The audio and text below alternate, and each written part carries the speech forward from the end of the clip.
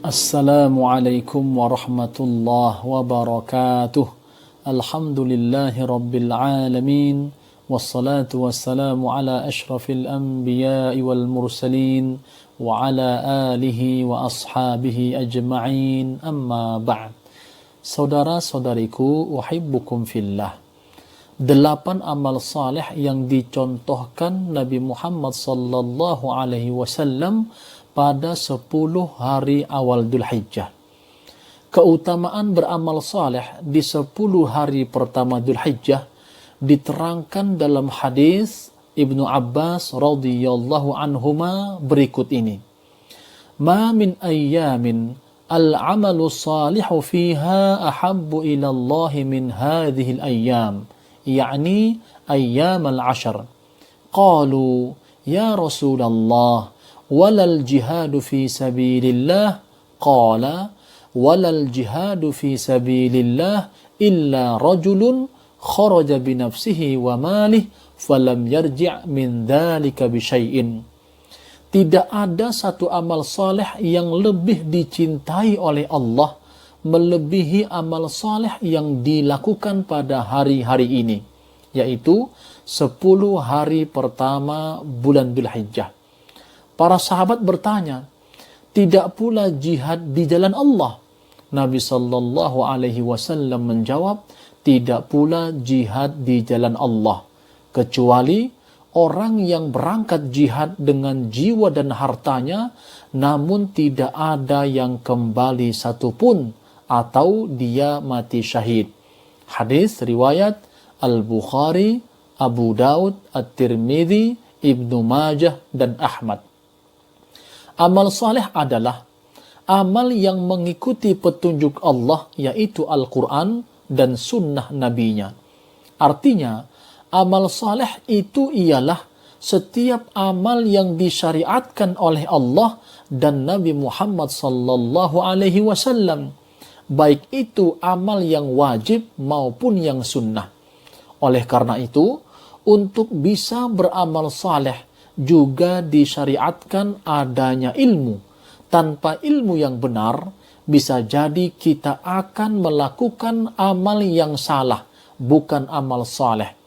Sebagaimana iman juga disyariatkan dengan ilmu yang benar.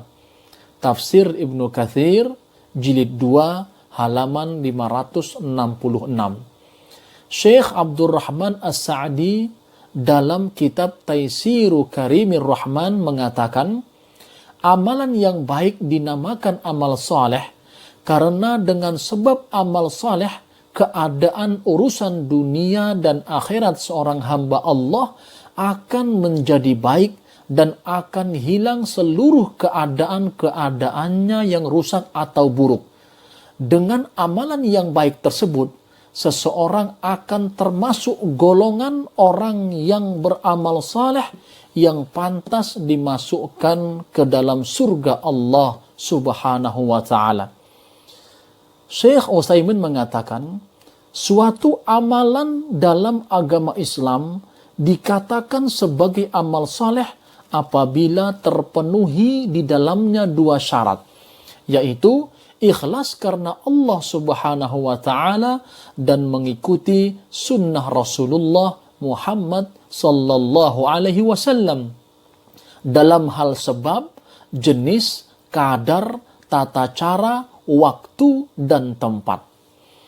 Saudara-saudariku yang mulia, 8 amal saleh yang dicontohkan oleh Nabi Muhammad sallallahu alaihi wasallam pada 10 hari pertama Dzulhijjah sebagai berikut. Pertama, berpuasa mulai tanggal 1 sampai 9 Dzulhijjah atau sebagian besar harinya atau hanya 9 Dzulhijjah. Dalil yang menunjukkan istimewanya puasa di awal Dzulhijjah karena pernah dikerjakan oleh Rasulullah sallallahu alaihi wasallam sebagaimana diceritakan dari Hunaidah dari istrinya.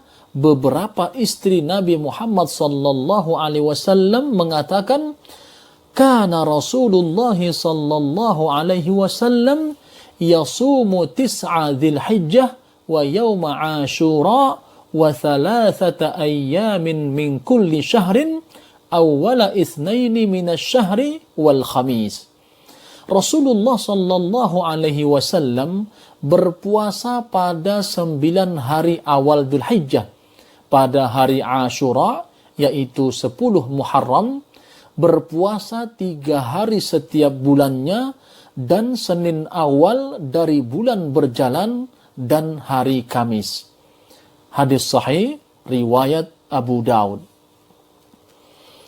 Di antara sahabat yang mempraktikkan puasa selama 9 hari awal Dzulhijjah adalah Ibnu Umar radhiyallahu anhuma dan ulama lain seperti Al-Hasan Al-Basri, Ibnu Sirin, dan lainnya. Dan riwayat lain dari Sayyidah Hafsah radhiyallahu anha yang mengatakan bahwa Nabi sallallahu alaihi wasallam tidak pernah meninggalkan puasa pada 9 hari awal Dzulhijjah. Ada sebuah riwayat yang berbeda dari Sayyidah Aisyah radhiyallahu anha. Dia menyebutkan, "Ma ra'aitu Rasulullah sallallahu alaihi wasallam sha'iman fil 'ashri qatt." Aku tidak pernah melihat Rasulullah sallallahu alaihi wasallam berpuasa pada 10 hari bulan Dzulhijjah sama sekali. Hadis riwayat Muslim. Ibnu Hajar Al-Asqalani mengatakan bahwa Nabi sallallahu alaihi wasallam meninggalkan puasa ketika itu, padahal beliau suka melakukannya karena khawatir umatnya menganggap puasa tersebut adalah wajib. Inti dari penjelasan ini, boleh berpuasa penuh selama 9 hari di awal bulan Dzulhijjah dari tanggal 1 sampai 9, atau berpuasa pada sebagian besar harinya atau tanggal 9 Dzulhijjah. Dan bisa diniatkan dengan puasa Daud atau bebas pada hari yang mana saja. Namun, jangan sampai meninggalkan puasa Arafah, yaitu pada tanggal 9 Dzulhijjah. Karena puasa Arafah akan menghapuskan dosa selama 2 tahun. Hal ini berdasarkan hadis Abu Qatadah. Nabi sallallahu alaihi wasallam bersabda, "Siyamu yaumi Arafah ahtasibu 'ala Allahi ay yukaffira as-sanata allati qablahu was-sanata allati ba'dahu, wa siyamu yaumi Asyura ahtasibu 'ala Allahi ay yukaffira as-sanata allati qablahu." Puasa Arafah dapat menghapuskan dosa setahun yang lalu dan setahun akan datang. Dan puasa Asyura, yaitu 10 Muharram, akan menghapuskan dosa setahun yang lalu. Hadis riwayat Muslim. Kedua, tidak memotong kuku dan semua jenis rambut, baik terhadap orang yang berkurban atau hewan kurban. Dari Ummu Salamah, Hindun binti Abi Umayyah radhiyallahu anha, dia berkata, Nabi sallallahu alaihi wasallam bersabda, "Man kana lahu dhibhun yadhbahuhu fa idza uhilla hilalu dzilhijjah fala ya'khudanna min sya'rihi wala min adfarihi syai'a hatta yudhhiya." Barang siapa yang punya hewan sembelihan kurban, jika sudah nampak hilal Dzulhijjah, maka jangan mengambil rambutnya sedikit pun, juga jangan mengambil sedikit pun dari kukunya sampai ia berkurban. Hadis riwayat Muslim. Dalam lafaz yang lain, Nabi sallallahu alaihi wasallam bersabda, "Idza ra'aitum hilala dzilhijjah wa arada ahadukum ay yudhhiya falyumsik an sya'rihi wa adfarihi." Jika kalian melihat hilal Dzulhijjah dan seseorang sudah berniat untuk berkurban, maka hendaknya ia membiarkan semua rambutnya dan semua kukunya. Hadis riwayat Muslim. Ketiga, memperbanyak bertahlil, bertakbir, dan bertahmid. Dari Ibnu Umar radhiyallahu anhuma berkata bahwa Nabi sallallahu alaihi wasallam bersabda, "Ma min ayyamin a'zamu wa la ahabbu ila Allahi al-'amalu fihinna min hadhihi al-ayyamil 'ashr, fa'akthiru fihinna min at-tahlil wat-takbir wat-tahmid." Tidak ada hari yang paling agung dan amat dicintai oleh Allah untuk berbuat kebajikan di dalamnya daripada 10 hari awal Dzulhijjah ini. Maka perbanyaklah pada saat itu tahlil, takbir, dan tahmid. Mengucapkan la ilaha illallah, Allahu Akbar, dan Alhamdulillah. Hadis sahih riwayat Ahmad. Disunnahkan untuk mengangkat atau mengeraskan suara ketika bertakbir di pasar, di jalan-jalan, di masjid, dan tempat-tempat lainnya. Imam Al-Bukhari meriwayatkan, Ibnu Abbas radhiyallahu anhuma berkata, "Berzikirlah kalian pada Allah di hari-hari yang ditentukan, yaitu 10 hari pertama Dzulhijjah dan juga pada hari-hari tasyrik." Ibnu Umar dan Abu Hurairah pernah keluar ke pasar pada 10 hari pertama Dzulhijjah. Lalu mereka bertakbir, lantas manusia pun ikut bertakbir. Muhammad bin Ali pun bertakbir setelah sholat sunnah. Keempat, beribadah haji ke Baitullah bagi yang mampu. Puncak pelaksanaan manasik haji, rukun utama dan penentu sah tidaknya ibadah haji seseorang adalah wukuf di Arafah pada tanggal 9 Dzulhijjah. Umat Islam yang datang dari seluruh penjuru dunia yang melaksanakan ibadah haji berkumpul di padang Arafah, satu komando bertalbiyah dan wukuf di Arafah. Rasulullah sallallahu alaihi wasallam bersabda, "Al-hajju Arafah." Haji itu wukuf di Arafah. Hadis sahih riwayat At-Tirmidzi, Ibnu Hibban, An-Nasai, dan Ibnu Majah. Kelima, banyak berdoa di hari Arafah tanggal 9 Dzulhijjah. Doa di hari Arafah adalah doa terbaik. Abdullah bin Amr radhiyallahu an meriwayatkan dari Nabi Muhammad sallallahu alaihi wasallam bahwa beliau bersabda, "Khairud du'a du'a'u yaumi Arafah, wa khairu ma qultu ana wan nabiyyuna min qabli, la ilaha illallah wahdahu la syarika lah, lahul mulku wa lahul hamd, wa huwa ala kulli syai'in qadir." Sebaik-baik doa adalah doa hari Arafah, dan sebaik-baik ucapan yang aku dan para nabi sebelumku ucapkan adalah la ilaha illallah wahdahu la syarika lah, lahul mulku wa lahul hamdu, wa huwa ala kulli syai'in qadir. Hadis sahih riwayat At-Tirmidzi. Ada pertanyaan, apakah keutamaan doa ini hanya khusus bagi yang wukuf di Arafah? Apakah berlaku juga keutamaan ini bagi orang yang tidak menunaikan ibadah haji? Saudara-saudariku yang mulia, Syekh Salih Al-Munajjid dalam fatwanya berkata, yang tepat, mustajabnya doa tersebut adalah umum, baik bagi yang berhaji maupun yang tidak berhaji.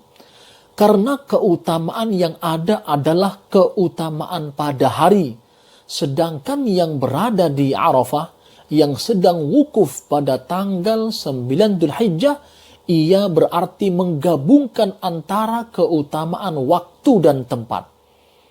Tanda bahwasanya doa pada hari Arafah adalah terbaik karena dilihat dari kemuliaan hari tersebut dapat kita lihat dari sebagian salaf yang membolehkan ta'rif. Ta'rif adalah berkumpul di masjid untuk berdoa dan berzikir pada hari Arafah. Yang melakukan seperti ini adalah sahabat Ibnu Abbas dan Amr bin Haris radhiyallahu anhum. Keenam, mendirikan salat Idul Adha pada tanggal 10 Dzulhijjah. Allah Subhanahu wa taala berfirman, "A'udzu billahi minasyaitonir rajim, fashalli li rabbika wanhar." Maka salatlah karena Rabbmu dan berkurbanlah. Surah Al-Kautsar ayat 2. Menurut sebagian ulama tafsir, salat yang dimaksud adalah salat hari raya Idul Adha. Kemudian Imam Al-Bukhari dan Muslim meriwayatkan dari Ummu Atiyah radhiyallahu anha berkata, Amarona Rasulullah sallallahu alaihi wasallam an nukhrijahunna fil fitri wal adha al-awatiq wal huyyad wa dhawatil khudur fa amma al-huyyad fayatazilna as-salata wa yashhadna al-khaira wa da'watal muslimin. Qultu ya Rasulullah ihdana la yakunu laha jilbab. Qala litulbisha ukhtuha min jilbabiha. Rasulullah sallallahu alaihi wasallam menyuruh kami perempuan untuk keluar di hari raya Idul Fitri dan Idul Adha. Baik wanita yang baru baligh, wanita sedang haid, dan wanita perawan. Sementara orang yang haid dipisahkan dari tempat sholat agar mereka dapat menyaksikan kebaikan dan doa umat Islam. Saya berkata, wahai Rasulullah, ada di antara kami yang tidak mempunyai jilbab. Beliau mengatakan, sebaiknya saudara perempuannya memberinya jilbab. Ketujuh, berkurban setelah sholat Idul Adha pada tanggal 10 Dzulhijjah. Udhiyah atau berkurban pada hari nahar, yaitu 10 Dzulhijjah, disyariatkan berdasarkan beberapa dalil. Di antaranya hadis Jabir radhiyallahu anhu. An Jabir bin Abdullah qala syahidtu ma'a Rasulillahi sallallahu alaihi wasallam al-adha bil musalla falamma qada khutbatahu nazala min minbarihi wa utiya bi kabashin fadhabahahu Rasulullah sallallahu alaihi wasallam biyadihi wa qala bismillahi wallahu akbar hadza anni wa amman lam yudhi min ummati. Diriwayatkan dari Jabir radhiyallahu an, ia berkata, aku ikut salat bersama Rasulullah sallallahu alaihi wasallam pada hari raya Idul Adha di musalla, lapangan tempat salat. Setelah selesai khutbah, Rasulullah sallallahu alaihi wasallam turun dari mimbar lalu dibawakan kepadanya seekor kambing kibas. Lalu Rasulullah sallallahu alaihi wasallam menyembelihnya dengan tangannya seraya berkata Bismillah dengan menyebut nama Allah. Allahu Akbar, Allah Maha Besar. Ini adalah kurbanku dan kurban siapa saja dari umatku yang belum berkurban. Hadis sahih riwayat Abu Daud, At-Tirmidzi dan Ahmad. Kedelapan, tidak berpuasa di hari raya Idul Adha, yaitu tanggal 10 Dzulhijjah. Dari bekas budak Ibnu Azhar, dia mengatakan bahwa dia pernah menghadiri salat Id bersama Umar bin Khattab radhiyallahu an. Umar pun mengatakan, hadani yaumani naha Rasulullah sallallahu alaihi wasallam an siyamihima. Yaumu fitrikum min siyamikum wal yaumul akhar ta'kuluna fihi min nusukikum. Dua hari ini adalah hari yang Rasulullah sallallahu alaihi wasallam larang untuk berpuasa di dalamnya, yaitu Idul Fitri, hari di mana kalian berbuka dari puasa kalian. Begitu pula beliau melarang berpuasa pada hari lainnya, yaitu Idul Adha, di mana kalian memakan hasil sesembelihan kalian. Hadis riwayat Al-Bukhari dan Muslim. Dari Abu Sa'id Al-Khudri radhiyallahu an, dia berkata, anna Rasulullah sallallahu alaihi wasallam naha an siyami yaumaini, yaumil fitri wa yaumin nahar. Rasulullah sallallahu alaihi wasallam melarang berpuasa pada dua hari raya, yaitu Idul Fitri dan Idul Adha. Hadis riwayat Muslim.